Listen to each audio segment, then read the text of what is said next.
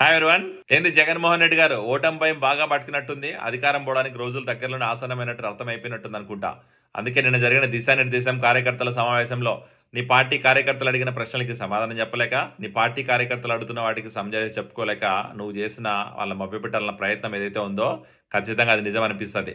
ఏదైతే ఖచ్చితంగా రాష్ట్రంలో అగ్నికి వాయువు తోడైనట్టు, రాముడికి హనుమంతుడు తోడైనట్టు, కృష్ణుడికి అర్జునుడు తోడైనట్టు ఈరోజు చంద్రబాబు నాయుడు గారికి తోడుగా పవన్ కళ్యాణ్ గారు వచ్చారు.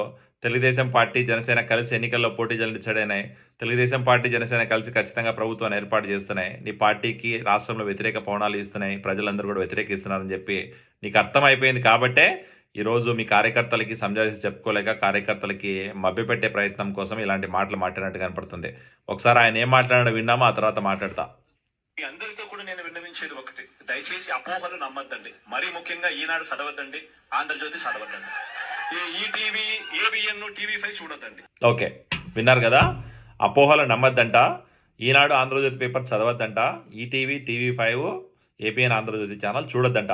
ఎందుకంటే వాళ్ళు జగన్మోహన్ రెడ్డి చేస్తున్న మోసాలు చూపిస్తారు, జగన్మోహన్ రెడ్డి చేస్తున్న ఈ దుర్మార్గ పాలన గురించి ప్రశ్నిస్తారు, జగన్మోహన్ రెడ్డి చేస్తున్న ఈ అరాచక పాలన గురించి జనాలకి ఎక్స్ప్లెయిన్ చేసే ప్రయత్నం చేస్తారు.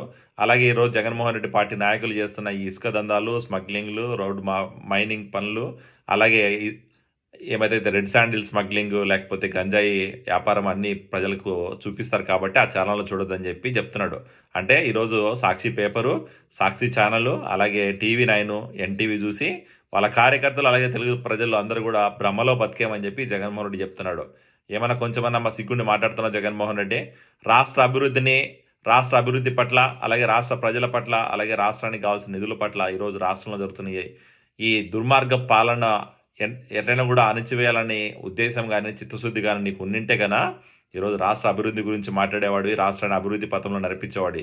అలాంటి ఉద్దేశం నీకు లేదు కాబట్టే ఈరోజు కేవలం అధికారాన్ని స్వార్థ ప్రయోజనాల కోసం, స్వలాభం కోసం నీ అధికార దుర్వినియోగం చేసి ఈరోజు రాష్ట్రాన్ని రావణ కాస్త చేసి 4.5 సంవత్సరాలు 5 సంవత్సరాల తర్వాత ఈరోజు ఎన్నికల దగ్గరికి వచ్చేసరికి జనాలకి ఎట్లా చెప్పాలో, జనాలను ఎట్లా మభ్యపెట్టాలో అర్థం కాక ఈరోజు మళ్ళీ పక్క పార్టీ నాయకుల మీద, అలాగే టీవీ ఛానళ్ళ మీద బురద జల్లే ప్రయత్నం చేస్తున్నావు చూసావా? అది నీ దుర్మార్గపు ఆలోచన, అది నీ రాజకీయం.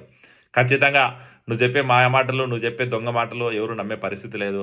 నీ పార్టీకి నీకు గుణపాఠం చెప్పడానికి ప్రజలందరూ డిసైడ్ అయినారు. ఈరోజు తెలుగుదేశం పార్టీ కార్యకర్తలు, జన సైనికులు, అలాగే తెలుగు రాష్ట్రంలో ఉన్న ప్రజలందరూ కూడా నీ పార్టీని, నిన్ను రాష్ట్రం నుంచి బహిష్కరించాలని చెప్పి డిసైడ్ అయినారు. ఖచ్చితంగా ఎన్నికల తర్వాత నీ పార్టీ భూస్థాపితం అయితే అయిపోతుంది, దాంట్లో ఎటువంటి డౌట్ లేదు.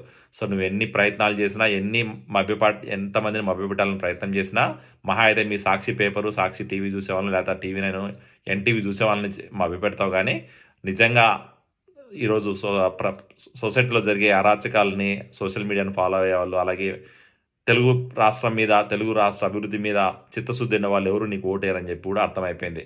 సో ఖచ్చితంగా నీ పార్టీకి నీకు గుణపాఠం చెప్తారు Jaganmohan Reddy. Bye bye Jaganmohan Reddy, bye bye Jagan.